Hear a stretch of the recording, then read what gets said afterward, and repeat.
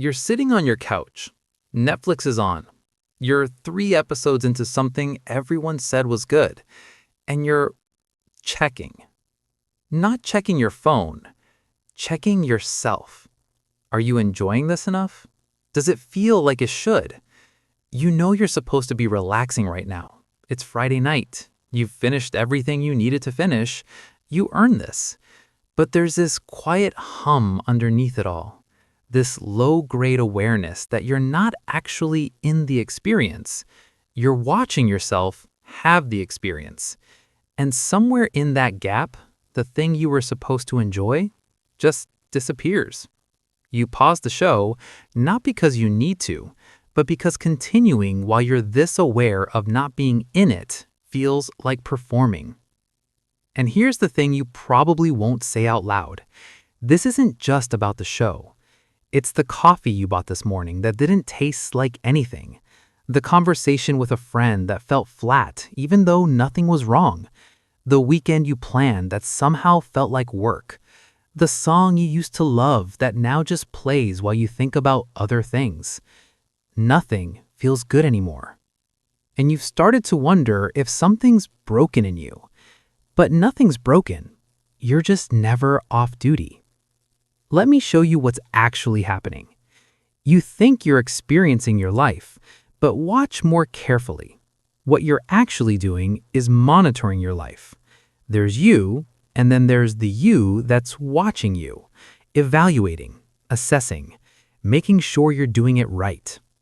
You sit down to enjoy something, and immediately the observer kicks in. Am I enjoying this? Should I be enjoying this more? What does it mean that I'm not enjoying this as much as I thought I would? The thing you were trying to enjoy becomes the thing you're auditing. And here's what makes this so hard to see. The monitoring doesn't feel like monitoring. It feels like you.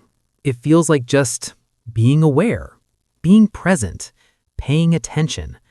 But it's not attention. It's surveillance. Real attention is absorption.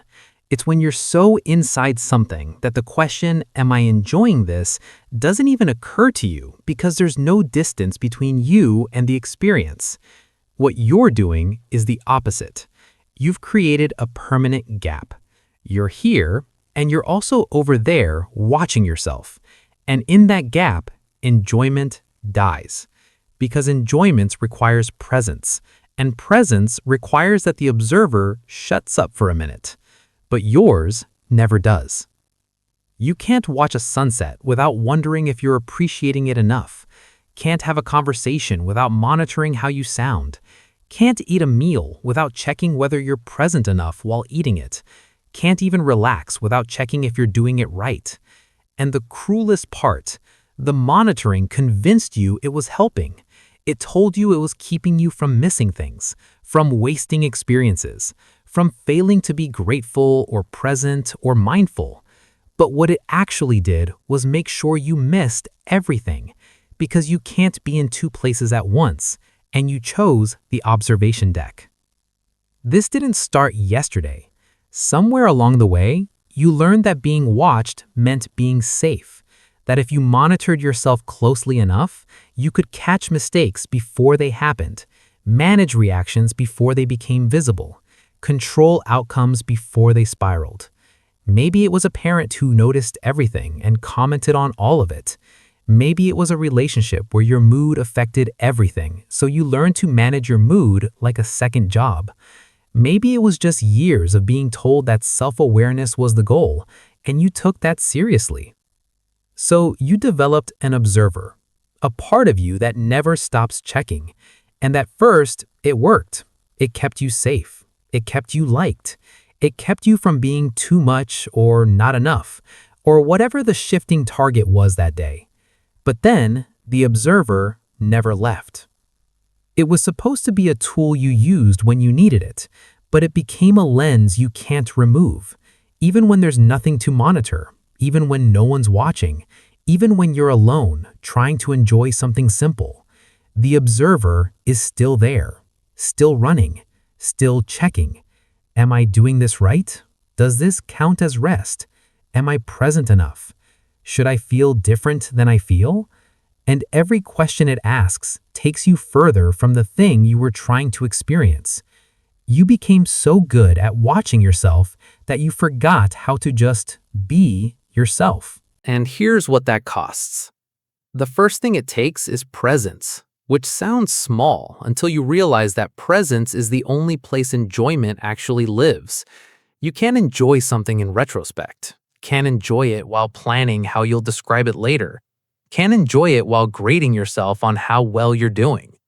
Enjoyment happens in real time, in full absorption, when you've temporarily forgotten that you're a person who could be watched. But you're always watching, so enjoyment never gets the room it needs. The second thing it takes is ease, not the performance of ease, actual ease. The kind where you're not managing anything, where your body softens because there's nothing to brace for, where your mind stops running scenarios because there's no test to prepare for. You know what that feels like, because I'm not sure you do anymore.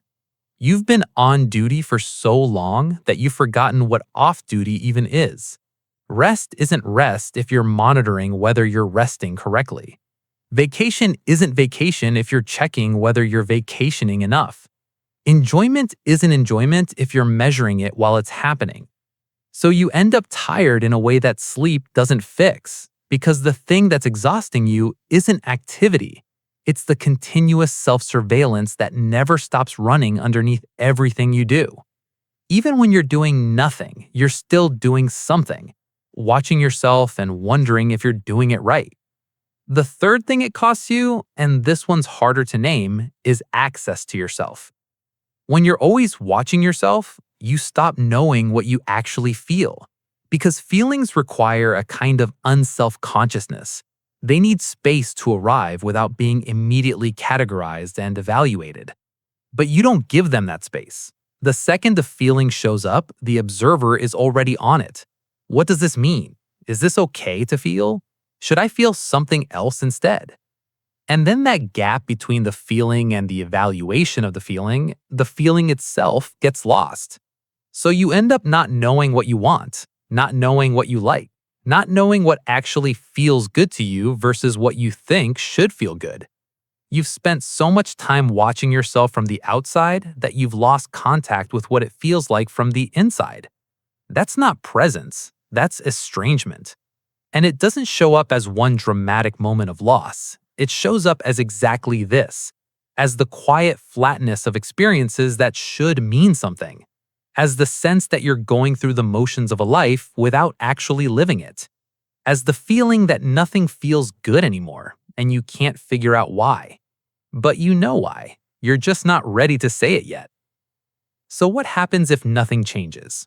You keep watching, keep monitoring, keep checking to see if you're doing it right. And over time, the gap gets wider. Not because the experiences get worse, but because the observer gets louder, more practiced, more convinced that its constant vigilance is the only thing keeping you functional. You start to believe that if you stopped watching yourself, everything would fall apart, that the monitoring is what's holding you together. But it's not holding you together. It's keeping you at a distance from yourself. And that distance becomes the thing you carry everywhere, into every conversation, every attempt at rest, every moment that could have been simple but became another thing to manage. You'll be surrounded by people and feel completely alone, not because they're not there, but because you're not there. You're over in the observation deck, watching yourself with them, wondering if you're being present enough, which is the thing that guarantees you won't be. You'll have experiences you planned for, saved for, looked forward to, and they'll feel hollow, not because the experience failed, but because you were busy monitoring the experience instead of having it. And the cruelest part, you'll think the problem is the things themselves. The show wasn't good enough, the friend wasn't engaging enough, the vacation wasn't restorative enough. But the problem was never the things. The problem is that you're never in them. You're always one step removed, always watching, always checking. And you can't enjoy something you're observing from the outside. That's not a flaw in you, that's just how it works. This pattern didn't come from nowhere. It came from somewhere real. From a time when watching yourself that closely kept you safe, when managing your presence was the thing that kept you included or loved or just tolerated. So you learned to do it, and you got good at it, and for a while it worked. But it doesn't work anymore because the context that required it has changed, and the pattern hasn't. So now you're carrying a strategy that made sense once into a life where it no longer serves you. And the cost of that, the quiet, continuous cost, is that nothing feels good anymore. Not because your capacity for enjoyment is broken, but because enjoyment requires presence.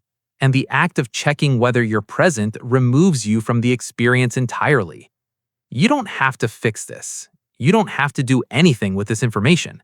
But you can't unknow it now. You can notice the next time you sit down to enjoy something whether you're actually in it, or whether you're watching yourself try to be in it. You can notice whether the observer ever takes a break, or whether it's just always on. And you can decide, if you want to, what happens when you stop watching for 5 minutes and just let yourself be in the thing you're doing. No grading, no checking, no monitoring whether you're doing it right. Just being there. It won't feel natural at first because you've forgotten what that feels like. But it's still there, under all the watching, under all the checking. The part of you that knows how to just experience something. It's been waiting. Whenever you're ready to keep observing, you know where to find the space.